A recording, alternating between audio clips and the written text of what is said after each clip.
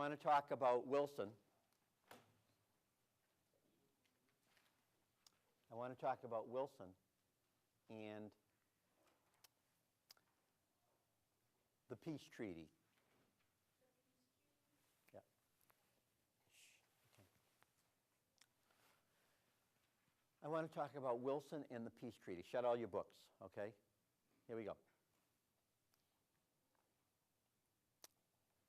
I think that one of the strengths of the Hofstadter essay on Wilson, one of the strengths is that Hofstadter tries to explain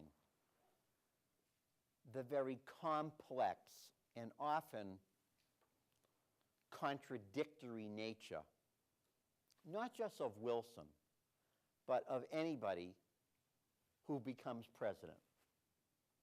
Hofstadter does a good job. Hofstadter really does a good job. I hope that you see that as you struggle with it. He does a good job of pointing out all of the negative aspects of Wilson in an attempt to better assess what Wilson represented. Write that down. Hofstadter does a good job in terms of critiquing Wilson, of critiquing him. And when I say critiquing him, I mean recognizing the flawed nature, not just of Wilson, but in effect of every man, of every individual. Do you follow me? Let's begin here. I have to ask myself a question.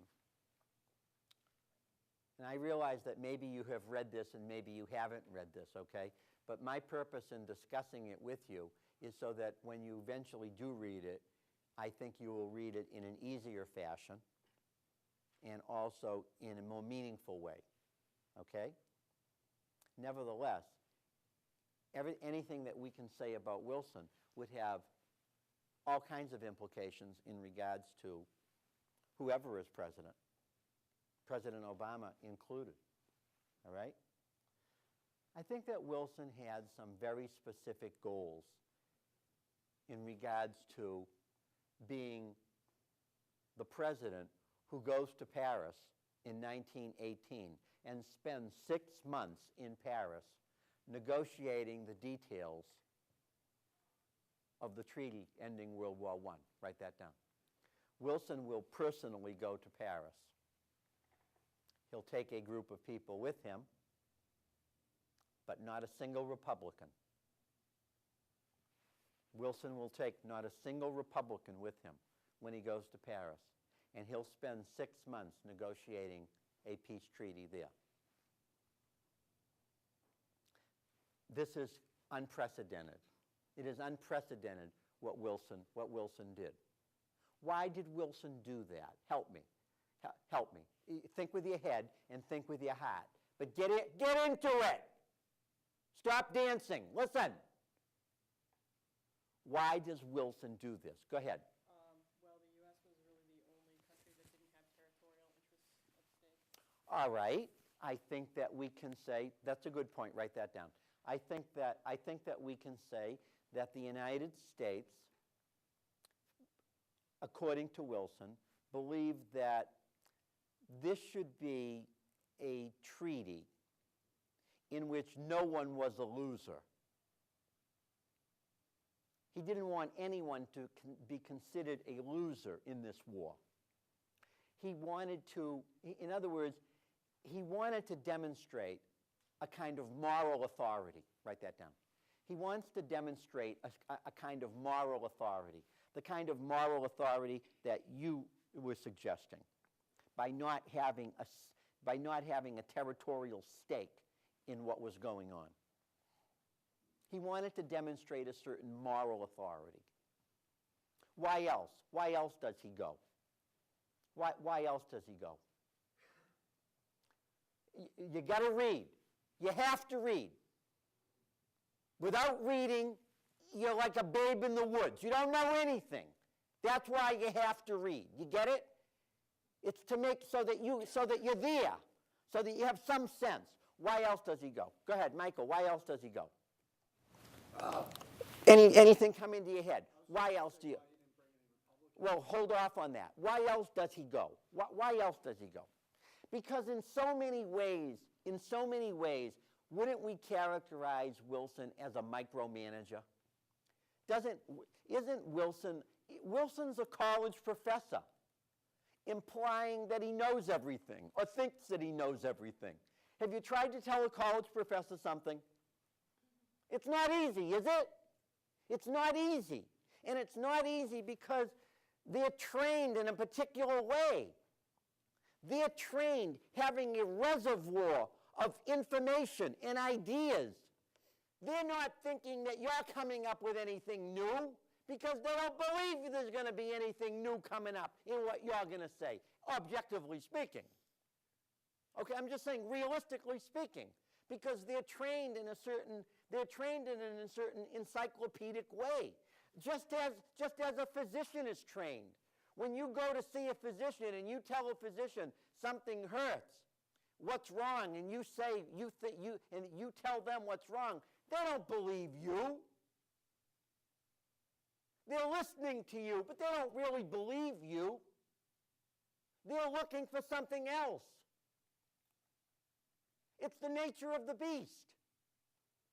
And so Wilson is that kind of an individual. And wasn't he that kind? I mean, you're not talking about an ordinary academic. Wilson was a kind of academic star. He was really an educated man. He was at the height of it academically. Remember how he acted at Princeton. Even when he's president of Princeton. He wouldn't, in a sense, bow to anyone. That's why he got fired. So Wilson is a very difficult person to deal with under the best of circumstances. Do you follow me? Very difficult. And so he takes it upon himself to go to Paris almost as though he would take it upon himself to give a lecture. Do you follow me? Wilson was, I think we would call him in a colloquial sense, a kind of micromanager. Maybe we could say that Wilson lacked a certain humility. Write that down. Sean, write that down. I think it's fair to say that he lacked a certain humility. A certain humility. Recognizing the limitations of knowledge. And recognizing the limitations. He lacked a certain humility in appreciating the limitations of knowledge. It's almost as though Wilson, in a sense, felt he was dealing with absolute quantities. Write this down. Almost as though Wilson was dealing with absolute quantities. When I say absolute quantities, I mean ideas that were outside the context of time. Will you write that down? Ideas that were outside of the context of time. Meaning that the ideas were not only true, but would live forever and would not change. They were immutable. Do you see what I'm saying? Wilson looks at what his ideas as though they are immutable, meaning that they will not change. And they will not change because he thinks he has such a grasp. Are you listening to me? He thinks that he has such a grasp of reality. And the reality that he sees, listen, the reality that he sees is a reality that doesn't change. It's a reality that is permanent, almost as though life has shut down. And he's now that it's shut down, he's going to explain what it was all about. Meaning that he doesn't have the humility to recognize that life is probably a great continuum and that nothing is real and nothing is permanent. Do you follow me? And isn't that really what life is probably like? That life is a great continuum, and something that you think today, you won't think tomorrow, and a problem today won't be tomorrow's problems? That it's a continuum, that it's always changing, and therefore, and because it's always changing, you never really are in control. Do you follow me? You think that you're in control. You think you've solved a problem, but in actuality, you really haven't, because the problem slips by you. Do you understand what I'm saying? Isn't that probably more what life is like? That life proceeds very quickly, and problems flow very, very quickly. But it doesn't rest long enough to apply a solution that will live forever. There is no solution that will live forever. It's as though the best that we can ever do is put a patch on a problem. We can buy a little time, but we really can't solve a problem forever. It's not the nature of a problem. Do you get that? Are you breathing? You going to remember this? That every problem is really a problem in flux. It's never really, it doesn't hang around long enough to be something that can be truly solved forever. Okay. So Wilson, are you breathing? So Wilson goes to Paris, and what does he present in Paris? This is what he presents. I suppose we could say that there are three fundamental ideas that emerge from Wilson's role at the peace treaty. Wilson seems to believe, point number one,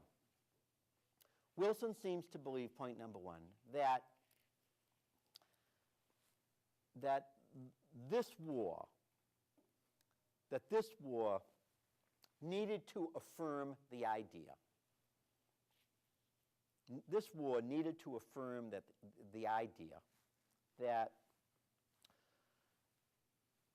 people deserve to have what he called self-determination, that the world deserved to be guided by the principle of self-determination.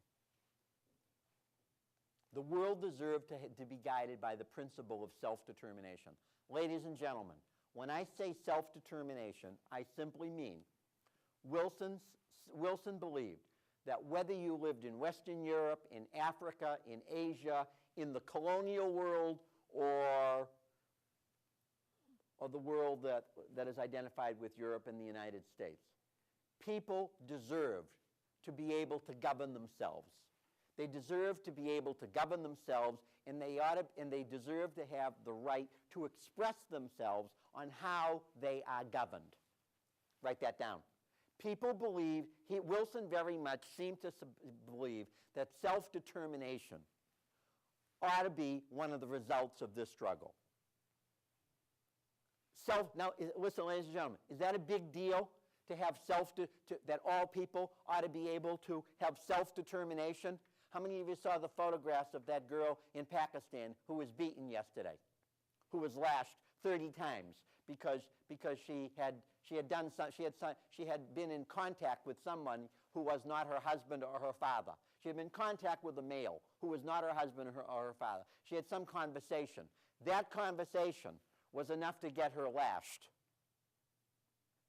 Is there a problem there? Is there a problem that in the Afghanistan Constitution, that there's an interpretation that a man should be able to determine when he has sexual relations with his wife? And regardless of what his wife's inclinations are.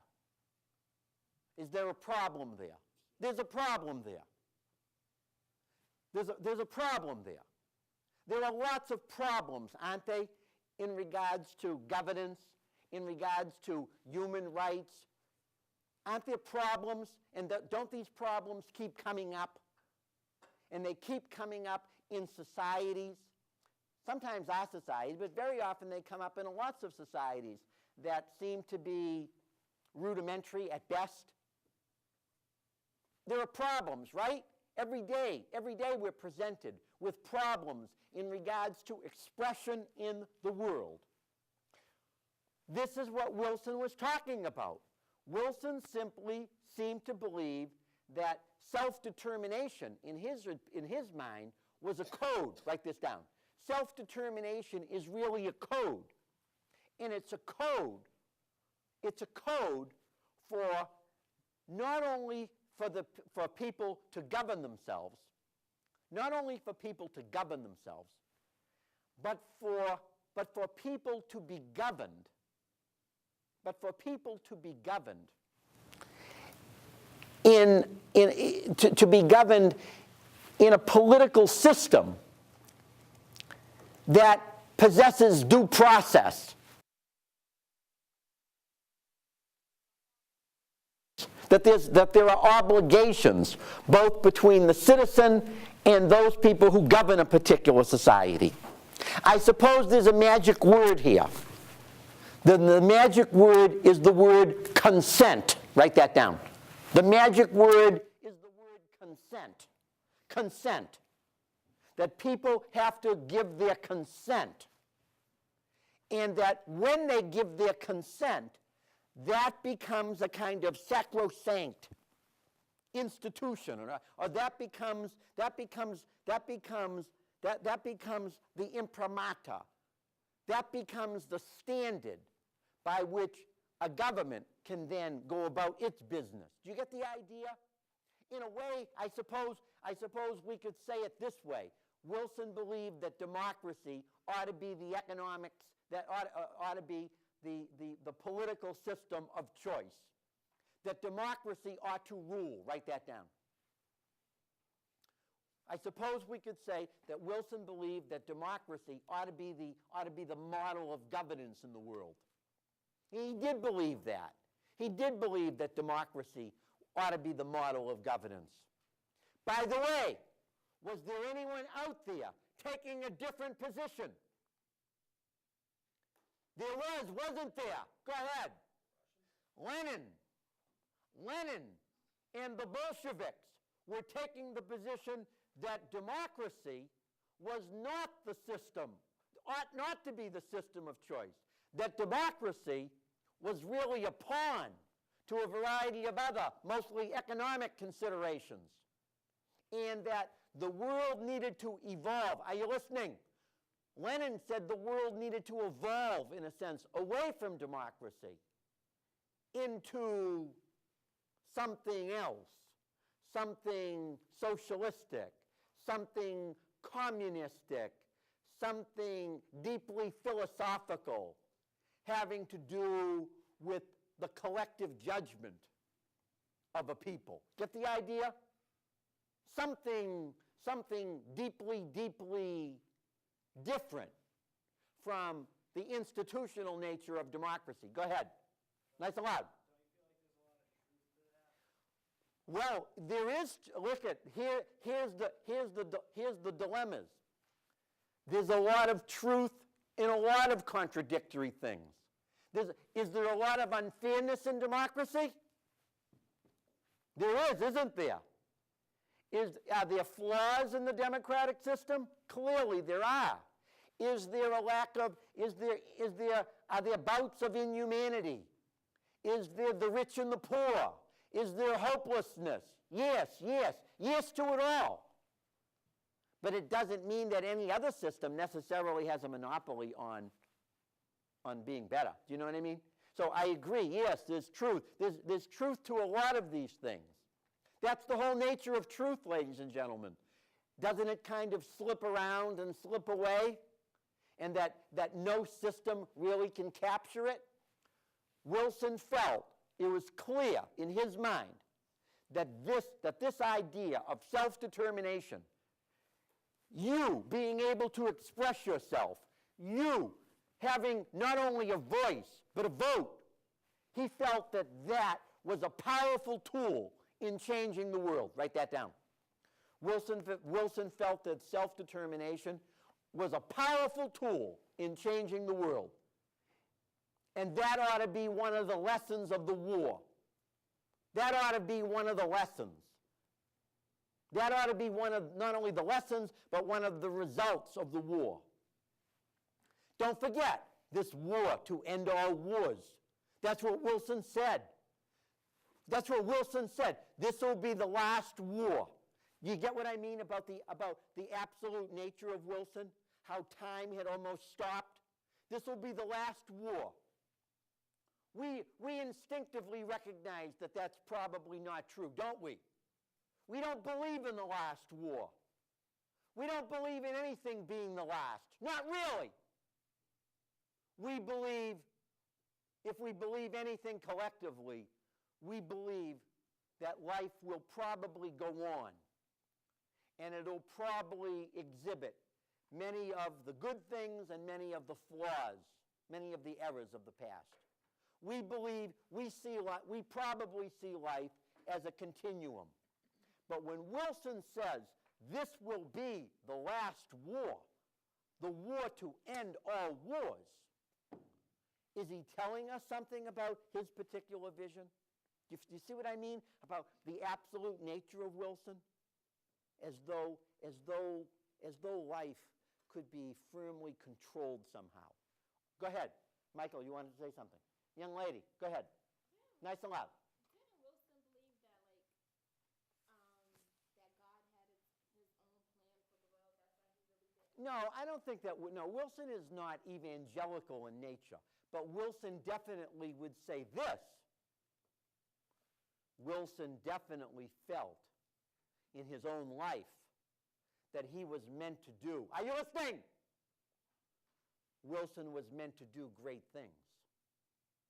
Wilson was one of those characters, and don't we run up against them all the time, who simply was dissatisfied with his life, dissatisfied with his father, dissatisfied with his career, dissatisfied with his profession, dissatisfied with institutions in America. Wilson was looking for a bigger stage. Is that inherently wrong? Don't you think that President Obama has always been looking for a bigger stage? Don't you think? I'd say so. Not that I'm comparing the two, but I'm simply saying that there are many people who are looking for a bigger stage. Sometimes I'll have a student, and I'll ask a student, what do you want to do? And the student will say to me, half joking, half not joking, I want to be a rock star. I said, what's your second choice? Have you thought about being an elementary school teacher? If you can't be a rock star, how about an elementary school teacher? Do you follow me? So, in other words, people are always looking for a bigger stage. When I said to you, somebody was looking at my book to make a movie. I teach at Bunker Hill Community College. You know what I mean? Does it mean I wouldn't want a bigger stage? Sure, I'd like a bigger stage. But I'm old enough to realize I'm probably not going to get it.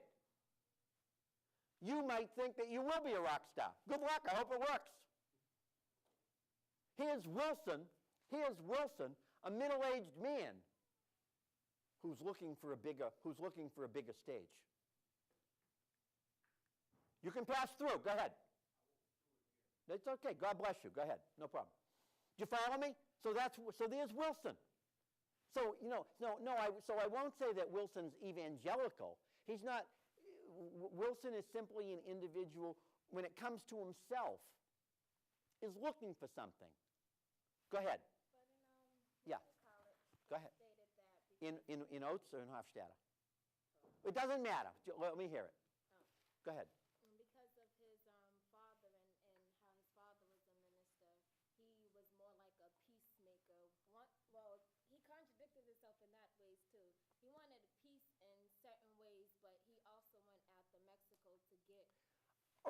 Listen, you're combining a lot of things, okay? You're combining a lot of stuff. All that we can say, are you listening? Wilson was very driven. He's a driven man. He doesn't mind arguing with people, his father or a country. He's a driven guy. he believes that he's doing significant work. Most people don't believe they're doing significant work. Wouldn't you agree? Talk to your father. Ask your father. Say, Dad, are you doing significant work? Your father's going to say, are you mental? I'm earning a living. Do you follow me? Isn't that true? I mean, is earning a living, but that's not, but Wilson thought that he could kind of change the world and change people. So that's Wilson. Do you know? Okay? Don't, perhaps maybe you can form that question at another time. Self-determination, big of Wilson. Point number 2. Questions on that. Are you thinking? More questions. You ready? You want to offer something else? No, not yet. Okay. Observations. Go ahead. Any observations on that? This just kind of made things Go ahead. a little messy because there are a lot of really small nations that wanted to be independent. Okay. So in other words, the point that she's making is a good point. The world, as you understand, is a very fractured place, isn't it? At the end of World War I, the world was truly a very fractured place, truly a very tribal place, in which the attempt to bring reconciliation to Eastern Europe, or to lessen the enmity, the animosity between Germany and France, that in itself would be legion-like. Do you follow me? Isn't the world a complicated place? Wilson found the world a very complicated place, but it didn't mean that he didn't still think he could do it. I don't know about you. When I encounter great obstacles, I very often ask myself, what are you doing? Right? Are you mental? You can't do this. Don't you say that to yourself all the time? I do. I say, you can't do this. It's not going to work. Not Wilson. Wilson doesn't see it that way. Wilson sees it as doable, possible. That's why Wilson thought he was the epitome of the progressive movement. Wilson thought he solved all the progressive problems. The Federal Reserve Bank, 12 regional banks, and 1 board. I gave you the wrong statistic the last time. The Farm Bill, dealing with farmers, solving farmers' problems? Is that a problem? That's a problem. But Wilson felt he could solve all those problems. Go ahead. What's wrong with being ambitious, though? Nothing is wrong with being ambitious. It's very American to be ambitious. But I think that what we're saying is, here is Wilson with this enormous faith in himself and this enormous vision about how the world ought to work without the apparent doubt that maybe it won't work that way. Do you follow me? Isn't it necessary to have a certain degree of doubt? It is. It's only sensible to have a certain degree of doubt. There's the problem. Wilson doesn't really seem to have that kind of doubt. Wilson is what we would call a bullet. He thinks that this is not only the way it should be, but the way it will be as a result of his actions. Do you follow me? That seems to be above and beyond. Go ahead. I just think that he was a more unrealistic ambition. All right, well, you can use that term. You can use that term, and that's what Sally McMillan will say in her essay about why Wilson fails, that he seemed to be unrealistic. Was Lenin realistic or unrealistic? When Lenin said, we have to change the world. The world stinks. The world stinks, and we need to change the world. That's what Lenin said. the world stinks, we're going to change the world. Someone say, you know, I think you're being unrealistic. Do you follow me? He didn't think he thought that he was taking us into a new world. Lenin thought we were going into a new world, that the world, a better world, a fairer world. And there's Wilson, who says, no, I think this is a better way. This is the progressive world. Wilson's looking for a progressive world. Write that down. Wilson is very much looking for a progressive world. Point number two.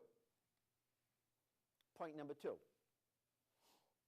Now, I want to, before I get into point number two, the reason I keep interjecting things is because this is the nature of Wilson. There's a lot of negative stuff with Wilson, isn't there? When I say negative, give me a couple negative characteristics of Wilson as a man, as a politician. Go ahead. Okay, yes, I agree. We said that. But give me some other evidence about Wilson being, if you will, let us say, less than perfect. Isn't Wilson a bit of a racist? Yes. Wilson's a bit of a racist. I wouldn't say a bit of a racist. I think that Wilson is in the long tradition of racially charged individuals. I don't think he expounds racist sentiments per se, but there's something racist in regards to how Wilson deals with certain people. What else? Are you listening? Stay awake. What else? Go ahead. What else were you going to say? Nice and loud. Well, he's not particularly sensitive. This seems to be the big flaw. This is what people say is the big flaw. He wasn't sensitive to the fact that the Republicans needed to be included. They want to say he's a bad politician. I'm not so sure of that, okay? I know that's what people say. I'm not so sure of that. I don't think that you can be governor of New Jersey and be a bad politician. It's not possible. Go to New Jersey, you'll see what I mean, okay? It's not possible. I'm not sure when you get elected to an office, it forces, are you listening? The whole process of being elected forces you to take a lot of things into consideration.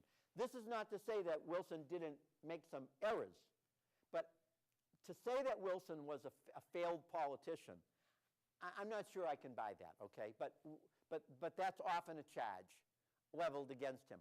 Other flaws about Wilson. Go ahead. He really didn't know too much about foreign policy. Well, he would not agree with that because remember the book that he wrote when he talked about comparing the British governmental system with the American system. I think that you could say this.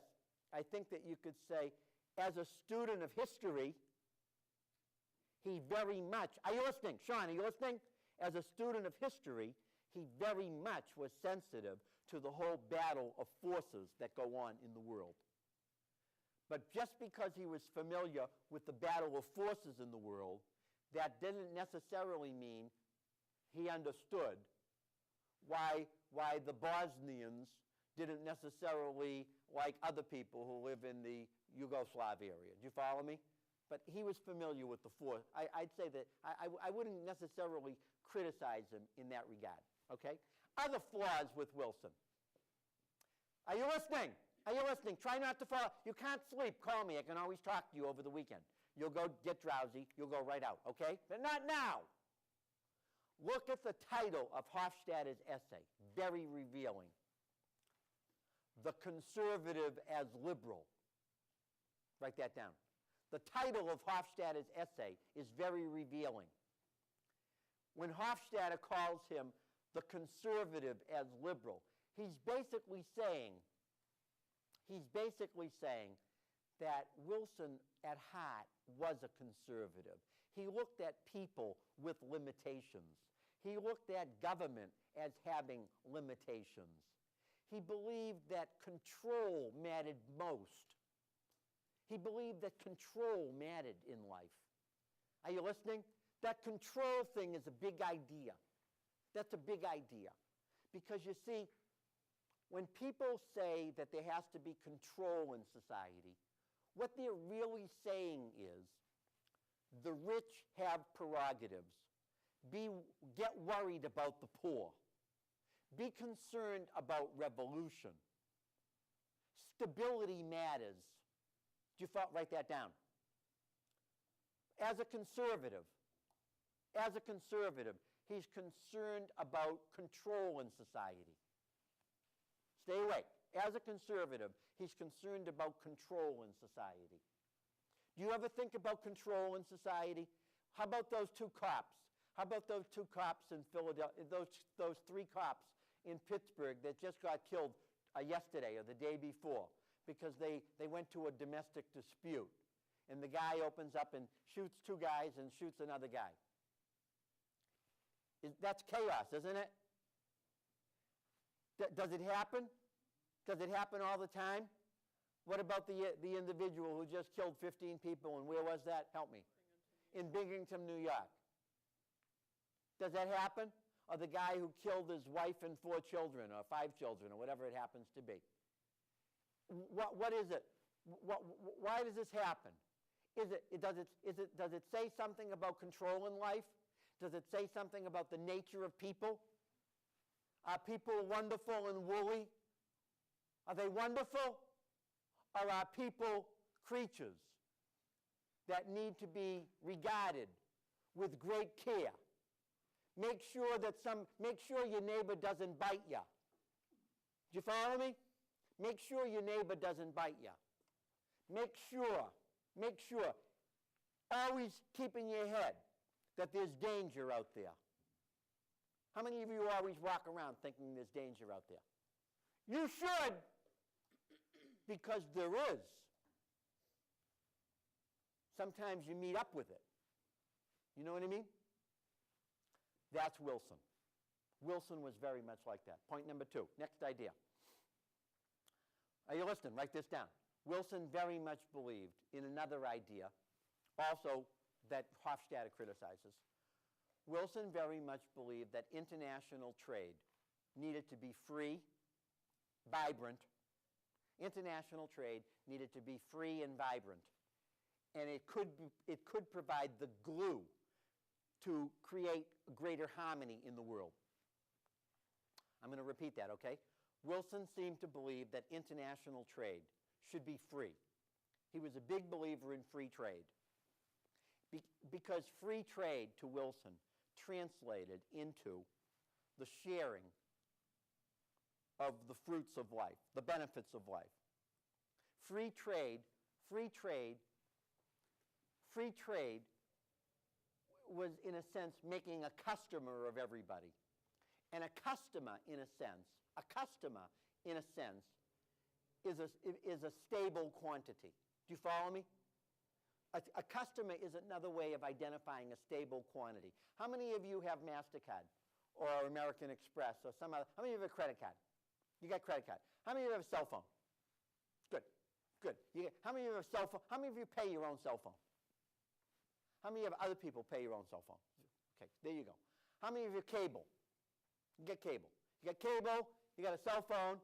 Hold on, I'm looking for something else. How many of you are online? You're online, not through AOL or some other caca thing, whatever. Okay. Look at it. You've all got bills. You got bills. You got bills. You owe people money. You owe people money. You're a good citizen. You're a good citizen because you want to keep it going. If I took your cell phone away, would it ruin your life? Would that ruin your life? How many have an iPod? 2 iPods, 1 for each ear, okay? You know, an iPod for your armpit too, whatever. You're into it. Look at you. You're all bourgeois. You're all bourgeois, meaning you owe money, you're into it, you're into society. You can't be a revolutionary. You got to go buy something from Apple or something like that.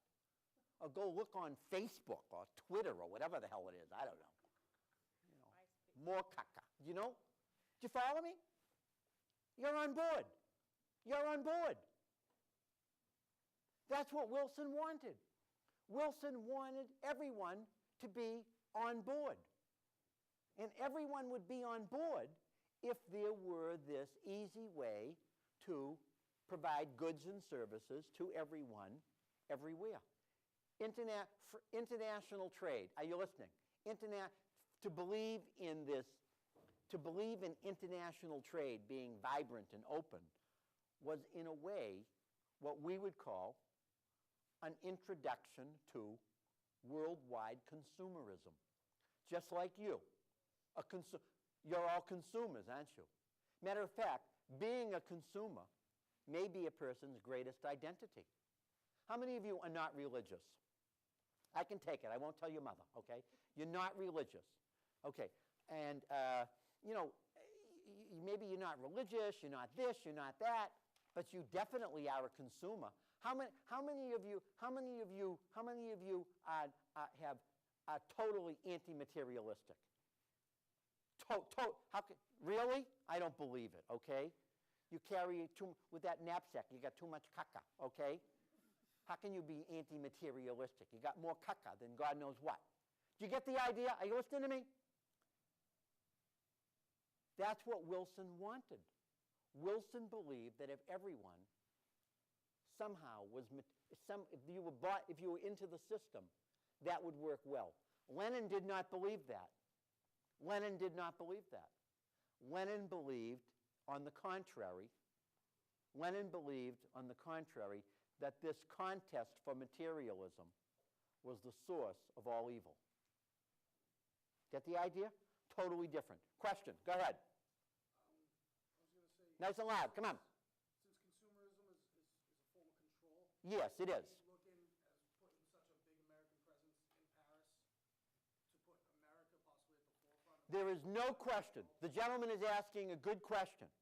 What the gentleman is saying is, Professor, by Wilson wanting democracy to be supreme, and by Wilson wanting for there to be free trade, free international trade, wasn't he really dealing with the strengths of the United States? Weren't those our strengths? Wouldn't that lead to our aggrandizement? Wouldn't that be good for us? Couldn't we help in that regard? Wouldn't we make money with that? We would. But Wilson, I don't believe Wilson took it from that position. Are you listening? Wilson simply believed that money, goods, capitalism, democracy, and trade were inevitabilities. They were inevitable. Stop the music. In the year 2009, do they not seem inevitable? Money, goods. What's happening in China in terms of goods and people buying into the capitalistic system? In India? In other parts of the world? Is there an economic challenge to capitalism evident today in the world? If there is, I don't know what it is. Do you follow me? If there's a challenge to the capitalistic system, who is it? Hugo Chavez? Is it Cuba? Because they won't be here very long. That's not the future. That's the distant past. Well, what's the future? The future probably is one manifestation of capitalism or another. Maybe a more benevolent capitalism, but it is capitalism. I see no alternative. I see nothing. I see no challenge. Do you follow me? I see no challenge to the capitalistic system. Not a real challenge. Questions? Go ahead. Nice and loud. Come on. Do I agree with it?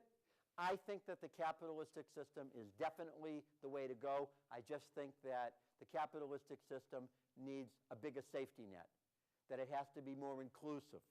We need a safety net. Nobody should disappear. Everybody should have health care. Everybody should have the cavities in their mouths cleaned out. I believe in that. But do I believe in the capitalistic system? Absolutely. I can't see a viable alternative. I don't see an alternative. I've been to places that didn't have the capitalistic system as a visitor, and I can honestly tell you that it works crazy. Now, do we need, Do we need a national health plan? In my opinion, we do. In my opinion. I don't see that as a contradiction to the capitalistic system. I see it as a support system. Okay? Look at, you don't have to agree with me. You don't have to agree with me. I encourage you not to.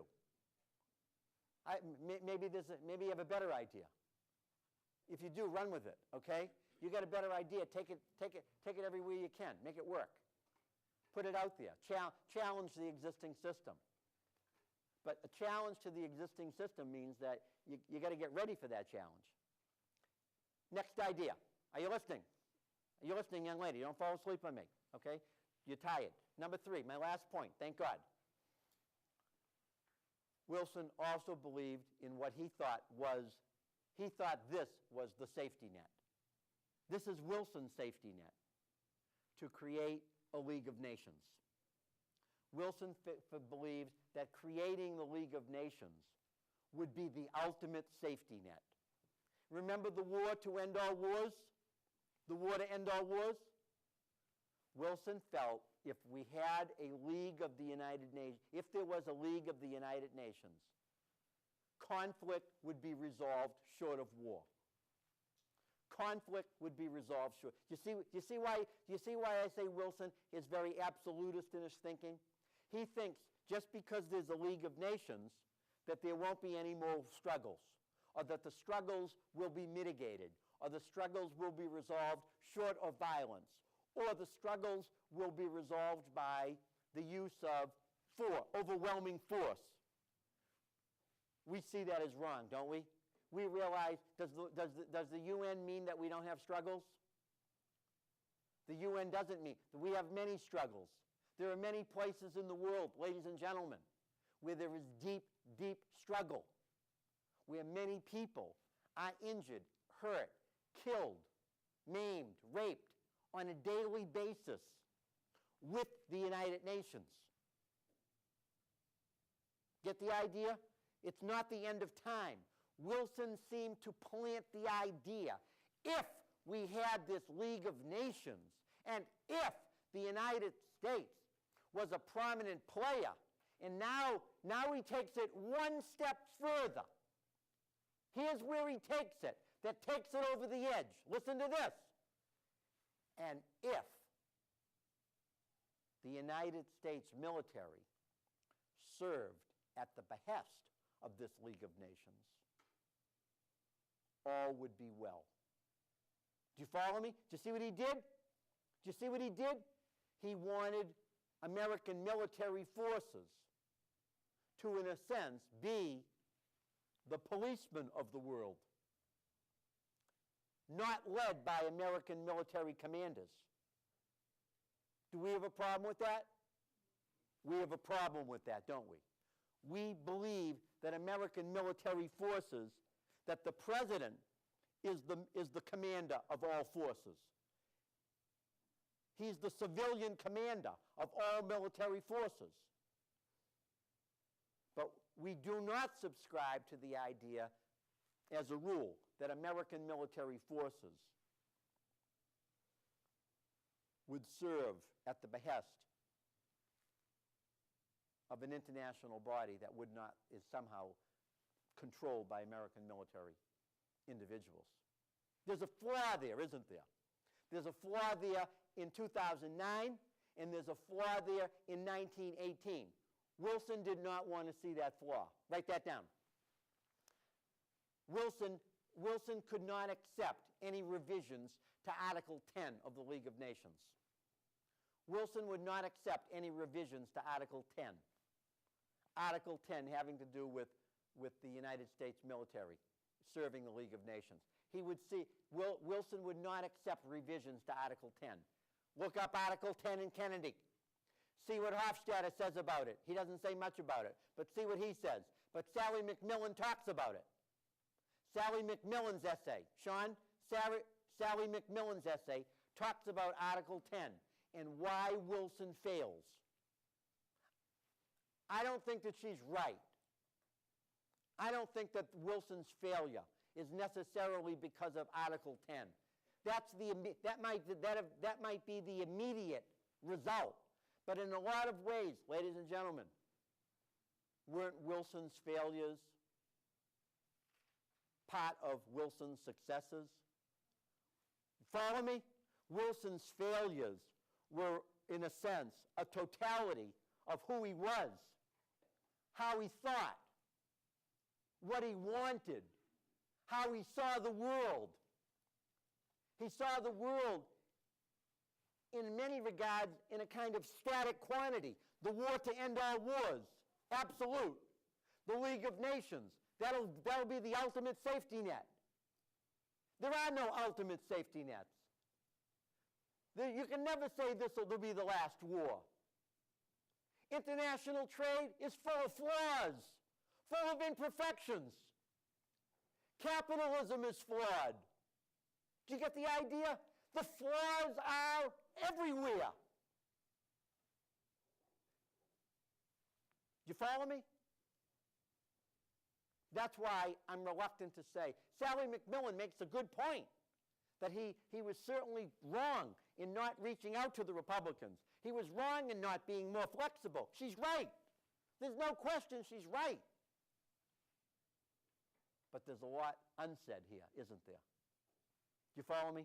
There's a lot of difficulties with Wilson. Professor, I have a question. How can any man, how can any woman, how can any president really change the world? What would Lincoln say? Lincoln would say, I certainly made no changes. I held on. To change the world, can anybody really?